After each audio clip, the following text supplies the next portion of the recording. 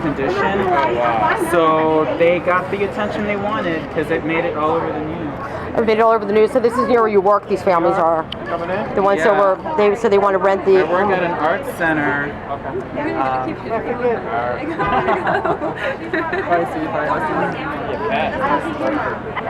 And you were talking. You were actually talking to the families. Yeah, I went over there and I spoke to one of the young ladies. I believe her name was Charmaine or something. Unfortunately, I'm bad with names. But she was just telling us that there's been an outpouring of support from the neighbors. There was a pastor who was staying there with them, making sure they were protected. Or they have tents and things like that, at least some shelter. There were some makeshift tents and then some actual tents. And then there were people just bringing pizza, canned goods, all kinds of things. They were just looking for help. So six families, you said, and you said there were infants.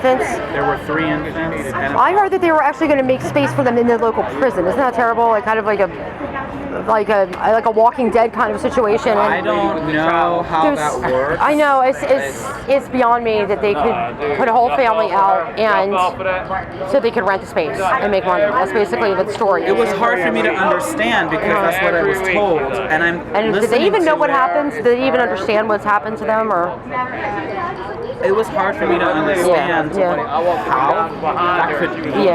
You know, I always think there are 2 sides to every story, but it didn't matter to me.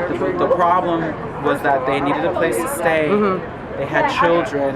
They could not stay there. Like, at what point do you get where you have nowhere else to go? How does that even happen? So I went there with some coworkers, and then we started making phone calls. And then I learned that there were already some organizations working to help them. And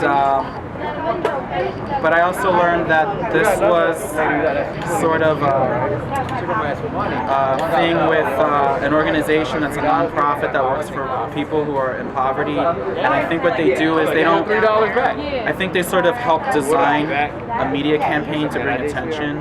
Oh, is it like NAMAC? I think National Association for Media Arts and Culture. I think it's whatever. I just think that they just. Because when you went there was a chapel that was built, and then there were messages all over Facebook, all over. Sounds like something NAMAC would be involved in. They're an incredible organization. They use media arts. Bring attention, you know. And so it wasn't like it wasn't sensationalized. Yeah, it's not propagandized or anything. Look at this. These people need help. Like, don't ignore them. You know. So it worked.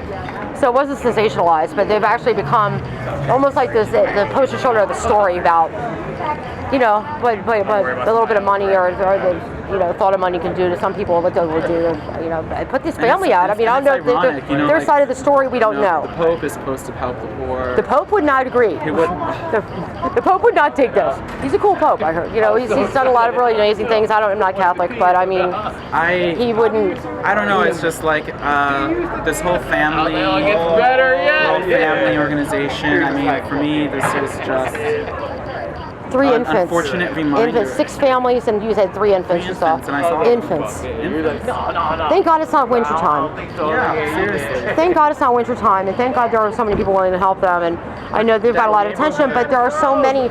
Underneath the bridge over here off of the expressway, these are permanent structures in Hooverville, and I also off of the Parkway. The amount of homeless people that are right there, like where the old detention center used to be, right near the Rodan. I mean, they're right there, and they've made semi-permanent structures. There are hubs throughout the city to get food, and organizations set up areas. So a lot of times they go to these areas because they know they bring them. People look at resources there. So that's why they camp out and they wait. First come, first serve. We do over at A Space, the political club that I belong to over on Baltimore Avenue. We do all kinds of collections for coats and all kinds of, you name it. So if anybody's looking to donate, A Space. We'll talk more about that. Okay, let's get your interviews with the musician. Thank you for that.